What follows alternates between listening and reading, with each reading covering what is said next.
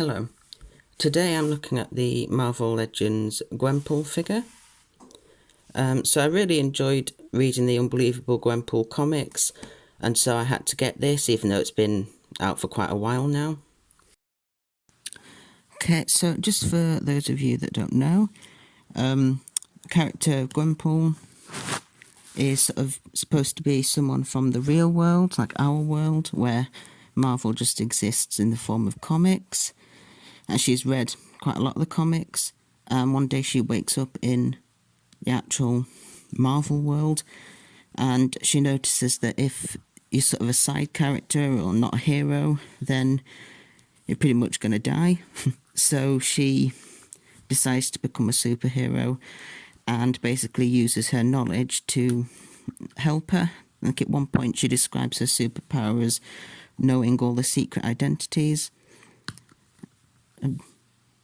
Yeah, so it's a really fun comic, and there's a lot of sort of fourth wall breaking, but it makes sense because she rightly assumes that because she's now in this world, she also has a comic being made about her. So there's a lot of people sort of think she's a bit weird because she's talking to readers, but actually she's correct because there is a comic of her. Okay, so let's look at her joints.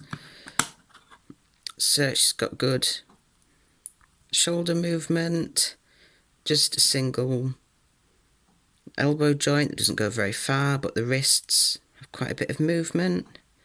The head goes back, but it just looks a bit weird. It comes quite far off the neck, and it also goes forward, not that far. She's got leg movement here, it goes out that far. Swivel here. A double knee joint that actually isn't as stiff as usual. It's quite good. That is a bit of a problem there. Can't seem to get that to go in anymore, but never mind. And that's the ankle movement. And it's got a little penguin backpack there, which the swords fit into. I'm not sure if it matters which way they go, but like that. And that belt's a bit annoying. I presume it just moves up and down like that so that the legs can move out, but yeah, it's a bit weird having it move up and down all the time like that. And there's a little slot there for her phone.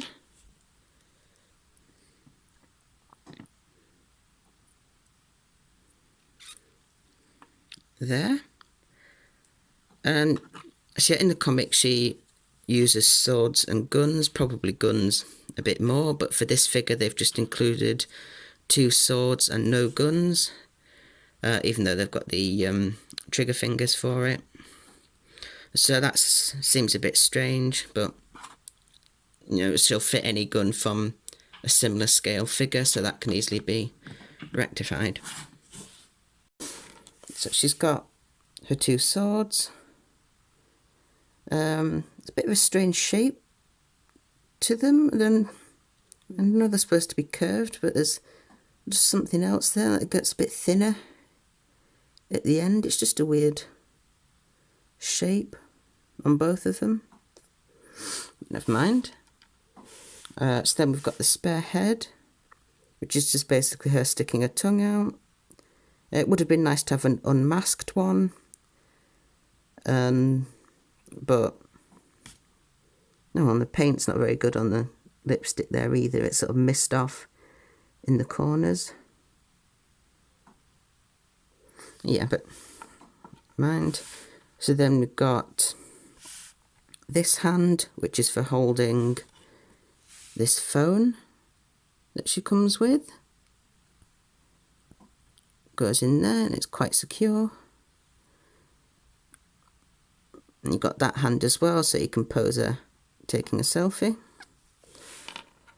And that these are hands that she comes with in the box, which sort of go together to try and make a heart shape. And hopefully I'll see you again soon. And then of course there's these hands that she's already got on. They're strangely both got trigger fingers, despite the fact she doesn't come with guns.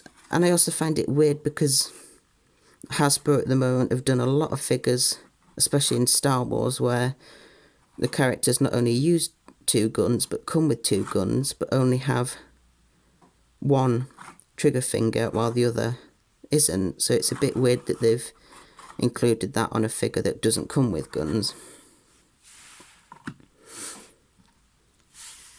So there's her holding the swords.